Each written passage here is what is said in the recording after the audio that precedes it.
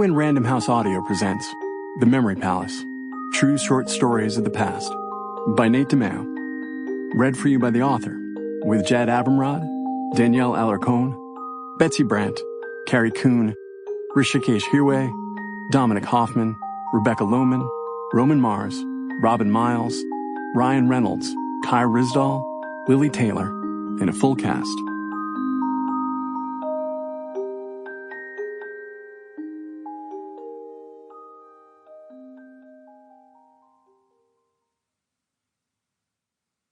For Lila and Quinby and Mom and Dad. A welcome. Something moved me once. That's how all these stories begin for me. Some historical something, some fact or anecdote, came into my day, usually unannounced, over the radio, at a museum, in a text from a friend, on one of the 700 tabs open on my browser, or embedded in some larger work, and changed it.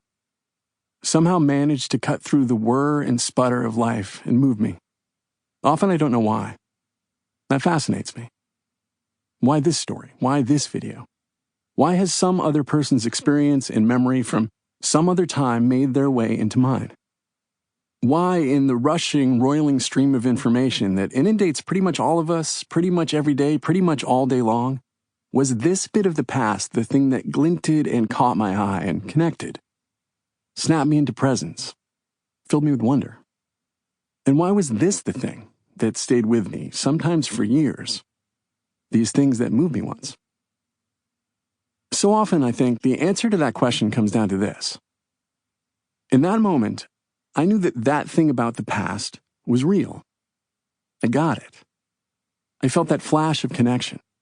I understood that that person in the story, or who made that object in that museum, or who was on my screen in some archival footage lindy hopping or walking down the street with their child on their shoulders, had once been alive. They felt pain. They experienced joy. They had a body and senses. They had dreams, and some of them were fulfilled and some weren't, and some were so dear and deeply felt that maybe they couldn't admit they even had them. Maybe that person was Teddy Roosevelt. Maybe that person spent much of their adult life traveling between Midwestern Coca-Cola bottling plants, servicing conveyor belts. They were as real and as human as any of us. And that is, of course, a preposterously basic idea. But it is also one of the hardest to hold. Each episode of The Memory Palace and each story in this book was written as an attempt to take one of those things that moved me once and make other people feel that way too. I want to conjure the peculiar magic that comes in those rare moments when we understand that the past was real. I have been doing this for a long time. I started right after my daughter was born, and as I write this, she has just turned 15. And through all those years, I have found the act of writing these stories personally valuable. Because it requires this odd act of empathetic imagination, through which I try to catch a glimpse of an answer to that most fundamental of questions. What is it like to be someone else? Doing so, or at least doing so well, requires that I reconnect to that initial feeling of wonder, and of understanding, however briefly, the reality of the past. And that reminds me that our present moment is itself historical, and that determines what work we can do, which diseases will and won't kill us, whether we are safe from conflict, whether we can afford a home, what clothes we wear, what art we enjoy, how we clean ourselves, what we smell like, whether we are free, whether we can marry the person we love, what is in the air we breathe. All the things that make up our fleeting moment. And I have found that for these stories to work right, I need to find my way back again and again to that feeling of connection. And to remember, to know that our time is short. That this, he says, waving his hands to indicate like everything, is what we have to work with and make of what we can. And so I try to figure out what it meant to me, this anecdote, this artifact, this set of facts, and figure out how to turn it into a story that might mean something to you too. A short one. Something that can sneak into your life unannounced. A concentrated shot of feeling. Maybe it will change your day. Maybe it will stay with you. This is The Memory Palace. I'm Nate DiMeo. Distance. Samuel Finley Breese Morse spent the first 35 years of his life learning to paint. At Andover, at Yale, in London at the Royal Academy of Arts.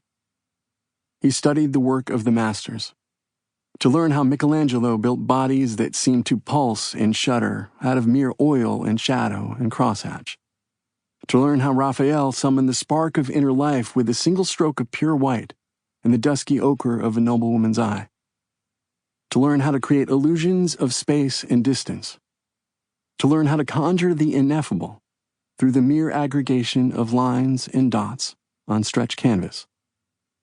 In 1825, Morse was living in New Haven, Connecticut with his wife Lucretia and 2 sons, with a 3rd child due any day now, when a courier delivered a message.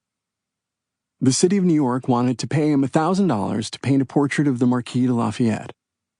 The hero of the Revolution was coming to Washington to celebrate the 50th anniversary of the start of the war, and he would sit for Morse if the painter could leave right away. Morse packed his easel and his brushes and his paints, and clothes good enough to wear when meeting a great man of the age, and kissed his pregnant wife, and left that night. A week later, Morse was in his rented studio in Washington, preparing it for the arrival of his distinguished subject the next morning, when he heard a knock on his door. Another courier, this one breathless and dirty from a hard ride on a hard road, handed him a note, 5 words long. Your dear wife is convalescent. Morse left for home that night. He rode for 6 days on horseback, and in the backs of juddering wagons, wrapped in blankets against the cold wind of the October night. And when he made it to New Haven and ran through fallen leaves up to the house on Whitney Avenue, he learned that his wife was dead. In fact, she had died before the courier knocked on his door. In fact, she had already been buried. One morning while he was on the road. While he was racing home to be by her side, thinking she was getting better.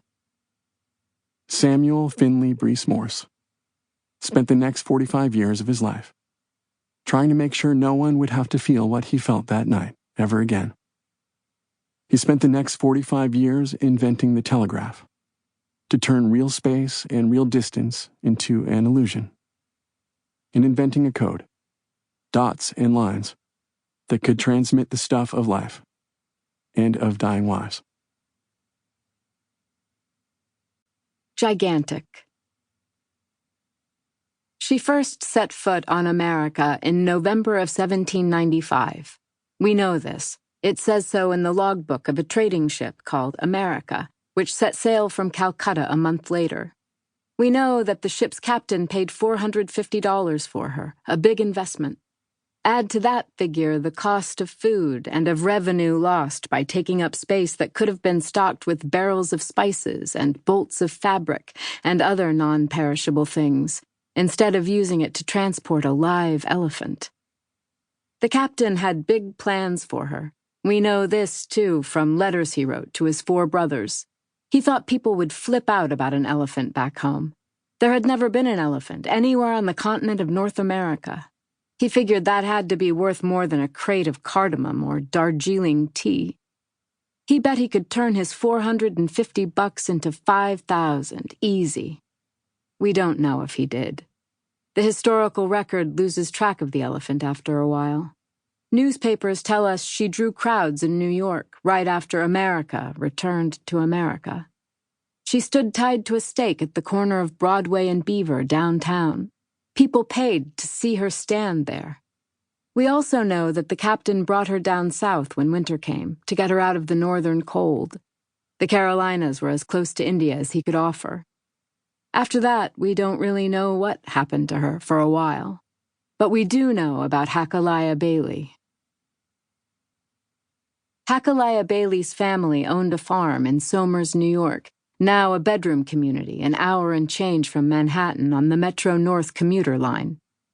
In his early 30s, Hachaliah worked as a drover, bringing cattle into the city, such as it was at the start of the 19th century. It was a longer trip then. At some point... Sample complete. Ready to continue?